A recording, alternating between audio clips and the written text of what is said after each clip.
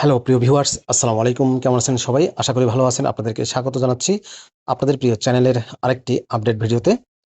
নতুন পে স্কেলের একটি আপডেট তথ্য আপনাদের সাথে শেয়ার করব।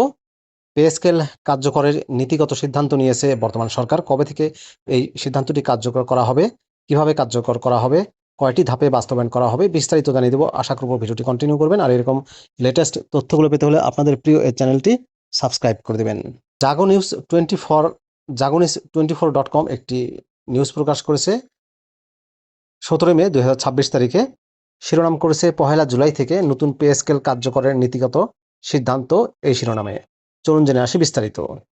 সরকারি চাকরিজীবীদের জন্য বহুল প্রতীক্ষিত নবম জাতীয় বেতন কাঠামো পে স্কেল আগামী পহেলা জুলাই থেকে কার্যকর করার নীতিগত সিদ্ধান্ত নিয়েছেন প্রধানমন্ত্রী তারেক রহমান।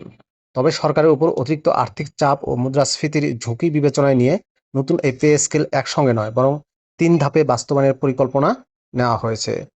সংশ্লিষ্ট সূত্র জানিয়েছে, পুরো পে স্কেল বাস্তবায়নে সরকারের অতিরিক্ত প্রায় 1,06,000 কোটি টাকার প্রয়োজন হবে। এ কারণে প্রথম ধাপে বর্ধিত মূল বেতনের 50% কার্যকর করা হবে।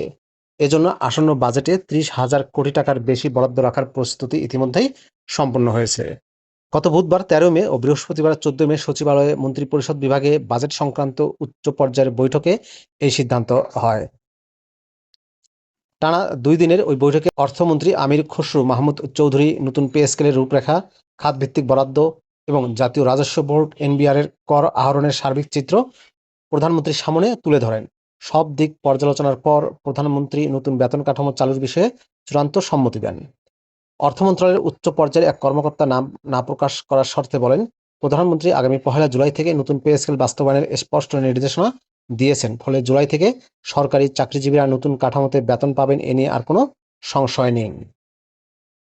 ওই কর্মকর্তা আরও জানান, অর্থমন্ত্রীর আসন্ন বাজেট বক্তৃতায় খসড়ায় ধাপে ধাপে বাস্তবায়নের পুরো কর্মপরিকল্পনা অন্তর্ভুক্ত করা হয়েছে।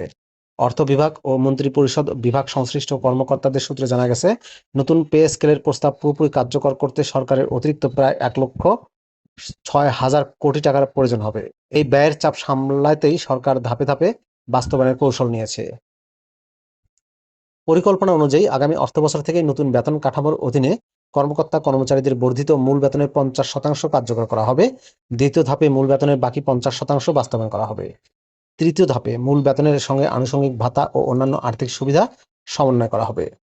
সংশ্লিষ্ট কর্মকর্তারা মনে করেন, 3 বছর ধাপে ধাপে বাস্তবায়নের ফলে দেশের সামগ্রিক বাজারের মুদ্রাস্ফীতির উপর নতুন করে চাপ পড়বে না এবং সরকারের নগদ অর্থায়ন ব্যবস্থাও সহজ হবে।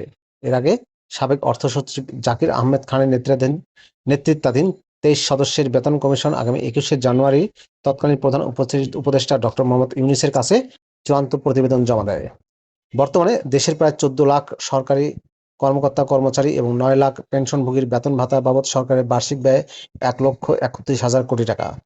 বেসামরিক প্রশাসন, জুডিশিয়াল সার্ভিস এবং সশস্ত্র বাহিনীর বেতন কাঠামো বিশ্লেষণ করে চূড়ান্ত সুপারিশের তৈরির জন্য সম্প্রতি মন্ত্রিপরিষদ সচিবের নেতৃত্বে একটি উচ্চ পর্যায়ের কমিটি গঠন করা হয়েছে।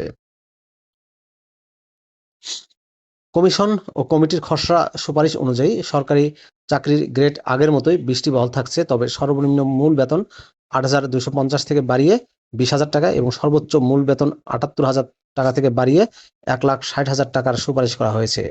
এই কাঠামো অনুমোদিত হলে গ্রেড বেঁধে কর্মচারীদের বেতন 100 থেকে 140% পর্যন্ত বাড়তে পারে।